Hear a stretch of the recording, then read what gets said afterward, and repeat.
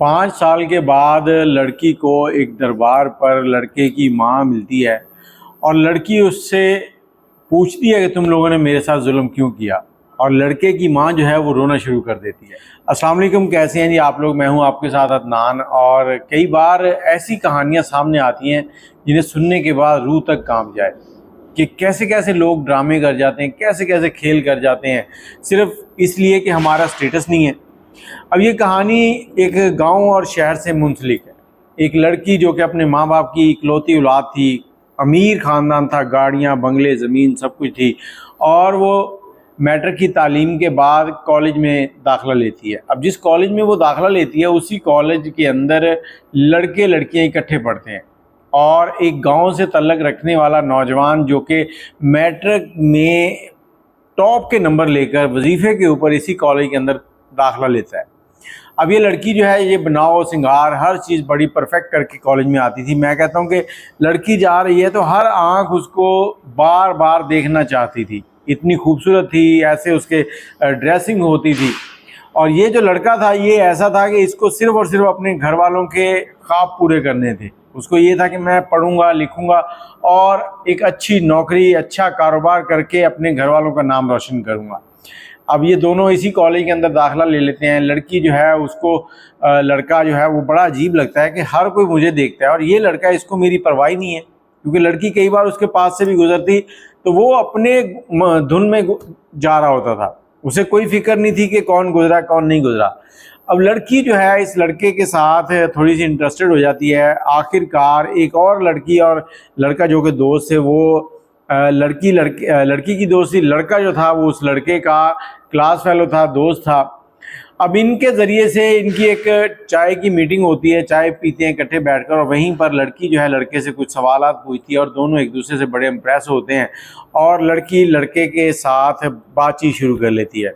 अब ये बातचीत ऐसा ऐसा बढ़ती है, दोनों कोई पढ़ने की हद तक एक दूसरे से बात करते हैं और उसके बाद आगे बात बढ़ते बढ़ते इन दोनों के दरमियान प्यार मोहब्बत शुरू हो जाता है। कॉलेज के दिन बीत रहे थे, 1 साल गुजरा, दूसरा साल गुजरा, तीसरा साल गुजरा, अब चौथा साल चल रहा था। अब लड़की जो है लड़के से कहती है कि हम दोनों एक दूसरे को पसंद करते हैं, कुछ वक्त गुजरेगा और कॉलेज जो है वो ख़त्म हो जाएगा, हमारी पढ़ाई मुकम्मल हो जाएगी और उसके बाद फिर हम क्या करेंगे, हमारा मिलना कैसे होगा। तो लड़का कहता है कि देखो, हम दोनों अपने अपने घर पे बात करते हैं और अपनी शादी के बारे में बात करें। लड़की कहती है कि देखो, मैं माँ बाप की इकलौती बेटी हूँ और मैंने जब भी घर पे कोई ज़िद की है, कोई चीज़ मांगी है, तो ऐसा नहीं हुआ कि मेरे घर वालों ने मुझे ना दिलवाई हो। तो पहले आप अपने घर वालों को राज़ी करो, उसके बाद मैं अपने घर वालों से बात करती हूँ।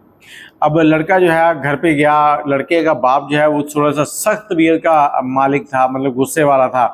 वालदा जो है वो भी बच्चे से प्यार करती थी, इधर बेटा भी इकलौता ही था, उधर बेटी इकलौती थी, इधर बेटा इकलौता था।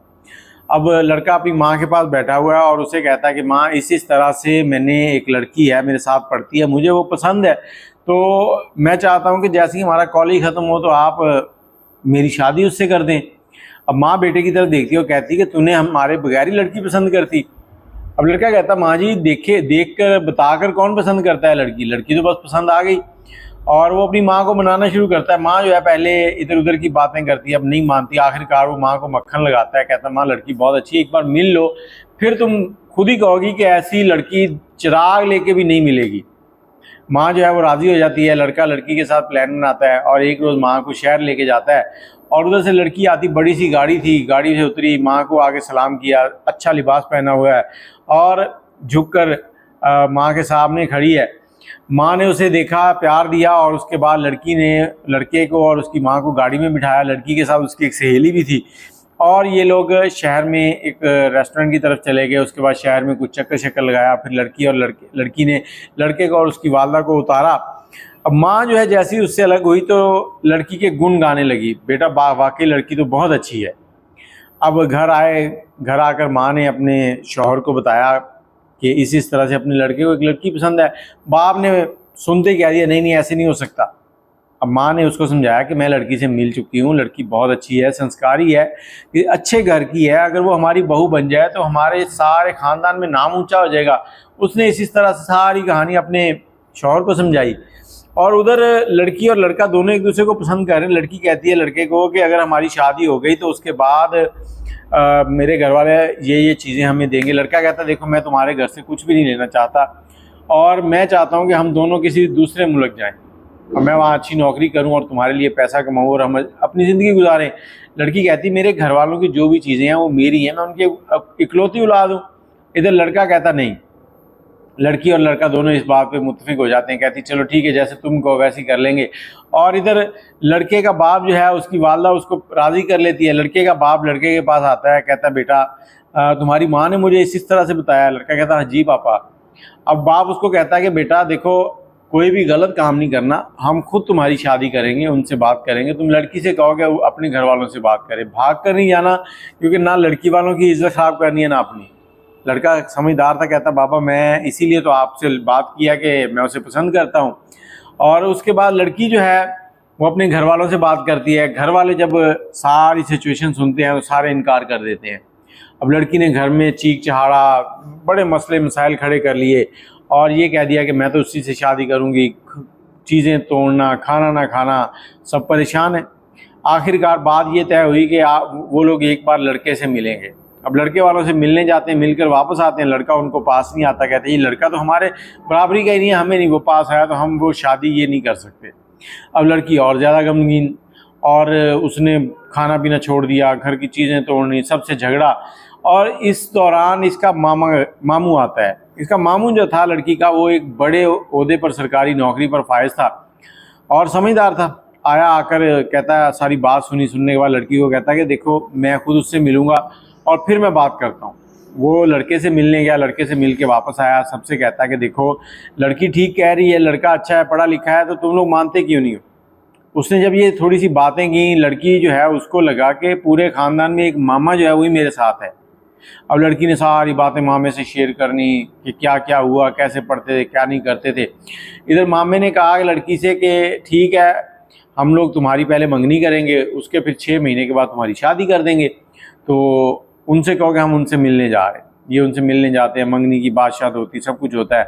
दोनों ख़ानदान जो है मंगनी की तैयारियां शुरू कर देते हैं और इधर लड़की लड़के से बात करती है। दोनों बड़े खुश हैं कि चलो अच्छा हो गया, मामे ने आगे सारा कुछ हैंडल कर लिया। और बीच में लड़के के घर 3-4 लोग जाते हैं, लड़के को जाकर कहते हैं कि लड़की नहीं हट रही पीछे, तो तुम जो है पीछे हट जाओ। अब लड़का जो है सारी बातें सुनता है। लड़का कहता है तुम मेरा प्यार खरीदने आए हो, ऐसा नहीं हो सकता। उनको समझाता है, वो वापस चले जाते हैं। फिर लड़का लड़की को बताता है, लड़की अपने घर में फिर ड्रामा क्रिएट करती है कि तुम लोगों ने ये क्या किया। मामा जो है वो सबको समझाता है कि तुम लोग ऐसी हरकतें ना करो, लड़का अच्छा है, मतलब काम वाला है, तुम लोगों के साथ धोखा नहीं करेगा, कोई बात नहीं अगर पैसे वाला नहीं है तो। और लड़की को लगे कि मेरा जो मामा है वही मेरे साथ है, बाकी को सब के सब जो है ना वो बस मेरे खिलाफ है। इधर मामे ने लड़की को तैयार किया, मंगनी की तैयारियां चल रही हैं। तो 3-4 दिन पहले मंगनी से सुबह के टाइम लड़की से बात होती है और उसके बाद शाम को लड़की का मामा जो है ना वो आता है। वो आकर कहता है कि मुझे तेरे ससुराल वालों से फ़ोन आया था कि लड़का जो है वो मिला नहीं है, क्या तेरी बात हुई उससे। उसने कहा सुबह बात हुई थी, नंबर मिला रहे हैं, नंबर बंद है। इधर लड़की कहती है कि मामू जी मैं उनके गाँव जाना चाहती हूँ। मामा कहता है कि तुम रहने दो, तुम उस घर की बहू बनने, उस घर की गांव की बहू बनने जा रही हो तो तुम्हारा जाना मुनासिब नहीं है, मैं खुद जाऊंगा। क्या मुझ पे यकीन नहीं है। मामे ने तो लड़की को पूरा हाथों में लिया हुआ था। अब मामा अगले दिन जाता है, वहाँ से वापस आके कहता है कि घर वाले तो कुछ भी नहीं बता रहे और जो इलाके के लोग हैं ना उन्होंने बताया कि लड़के को बाहर जाने का शौक़ था और एक एजेंट का उन्होंने मुझे बताया, तो मैं उस एजेंट से मिला हूँ। कुछ तस्वीरें दिखाएंगे, ये टिकट और पासपोर्ट की तस्वीरें, उसकी एयरपोर्ट की कुछ तस्वीरें उसकी बनाई हुई थी वो दिखा दी और ये सारा मामला लड़की को बताया। लड़की को कहा कि वो तुम्हें धोखा दे गया है। अब लड़की बड़ी सदमे में, एक सदमा तो ये था कि पहले शादी नहीं हो रही थी, उससे निकली। अब ये सदमा कि लड़का उसको धोखा दे गया। मामा ने उससे पूछा कि तुम्हारे साथ उसने कभी बाहर जाने की बात की थी, तो लड़की ने बता दिया सब कुछ कि इस तरह से मैंने उसे मना कर दिया था। तो मामा कहता है कि वो किसी न किसी और लड़की के साथ सेट हो गया होगा, उसे बाहर जाने का शौक़ था और वो निकल गया। अब तुम्हें वो धोखा दे गया एंड टाइम पे। लड़की सदमे में है। इन्होंने उस लड़की को, घर वालों ने क्या किया कि अपने दूसरे इलाके में रिश्तेदारों के घर भेज दिया और उन्होंने कह दिया कि लड़की घर से बाहर ना निकले ज़्यादा, और टेंशन में है। वहाँ पर लड़की जो है बड़ी वो सहमी हुई और अपने आप को इस गम से निकालने की कोशिश में, लेकिन गम था ही उसके लिए बहुत बड़ा कि इतनी लंबी रफाकत, प्यार, मोहब्बत और एक दूसरे के जीने मरने के दावे, और लड़का क्या कर गया। अब लड़की वहाँ पर कुछ 6-7 महीने गुजारती है। उसके बाद घर वाले लड़की से बात करते हैं कि वो तो तुम्हें धोखा दे गया, उसने अपनी ज़िंदगी बना ली, तुम भी अपनी ज़िंदगी बनाओ, कुछ करके दिखाओ। अब लड़की जो है क्या करती है कि घर वालों को शादी के लिए हाँ कर देती है। घर वाले जो है एक अच्छा रिश्ता ढूंढते हैं अमीर ख़ानदान का और लड़की की शादी कर देते हैं। अब तकरीबन 4 से 5 साल गुजर गए उसकी शादी को। 2 साल के बाद लड़की ने दवाइयाँ ली, मतलब प्रेगनेंसी नहीं हो रही थी। लड़की स्ट्रेस से नहीं निकल रही थी, शायद इसी वजह से प्रेगनेंसी नहीं हो रही थी। और लड़की का जो शौहर था वो इनसे भी ज़्यादा अमीर था, पढ़ा लिखा था, समझदार था। इसको हर तरह से वो प्यार से बात करता था, सपोर्ट करता था और उसने हर तरीके से अपनी बीवी का ख्याल रखा हुआ था। लेकिन लड़की पहले लड़के के शौक से नहीं, शॉकिंग लगा हुआ था, पहले लड़के के जो स्ट्रेस थी उससे नहीं निकल पा रही थी। अब घर वालों को, उनको पता ही नहीं कि मसला क्या है। लड़की एक रोज़ बैठी हुई है तो एक बुज़ुर्ग औरत इसके पास आती है। वो कहती है कि तुम ऐसे करो, तुम ना दरबार पे जाया करो और वहाँ पर दुआ करके आया करो। अब लड़की ने उसकी बात सुनी। उसके बाद लड़की ने अक्सर गाड़ी लेनी, ड्राइवर को लेना और किसी न किसी दरबार पे चले जाना, वहाँ पर लंगर बांटना और दुआ करनी और उसके बाद वापस आ जाना। कोई 4-5 दरबारों के ऊपर गई तो लड़की को सुकून आने शुरू हुआ। अब सुकून आने लगा तो एक रोज़ लड़की एक दरबार पे पहुंचती है। वहाँ पर जब दुआ कर रही थी तो सामने नज़र पड़ती है कि एक औरत बूढ़ी जो है ना वो झाड़ू दे रही है। लड़की उसके पास जाती है, उसे कहती है कि तुम लोग मेरा ज़िंदगी का सुकून ख़राब कर दिया और अब तुम लोग यहाँ पर क्या करने आए, तुम्हारे गुनाह ऐसे नहीं बख्शे जाएंगे। वो औरत खड़ी होती है, चेहरे पर झुर्रियाँ पड़ी हुई हैं, आँखों की रोशनी कम है, देखना चाहती है, पहचानने की कोशिश कर रही है क्योंकि इस लड़की से तो एक मुलाकात हुई थी उसकी। पहचानना चाहती है लेकिन पहचान में नहीं आ रहा। लेकिन उसको जब ये लड़की उससे बातें शुरू करती है, उससे कहती है कि तुम लोगों ने मेरी ज़िंदगी ख़राब कर दी, बेटा तुम्हारा मेरी ज़िंदगी ख़राब करके बाहर चला गया तो तुम्हें सुकून नहीं मिलेगा। फिर वो पहचान लेती है, पहचानती है तो उसे कहती है बेटा तुम जो कहना चाहती हो कह लो, लेकिन मेरे बेटे के ऊपर कोई ब्लेम ना लगाओ, मेरा बेटा ऐसा नहीं था। और उसकी आंखों से आंसू निकलते हैं, होंठों से मुस्कुराहट निकलती है बेबसी की। तो ये कहती है कि बेटा पहले मेरी बात सुन लो, उसके बाद जो करना हुआ कर लेना। अब बैठ जाते हैं एक साइड पे।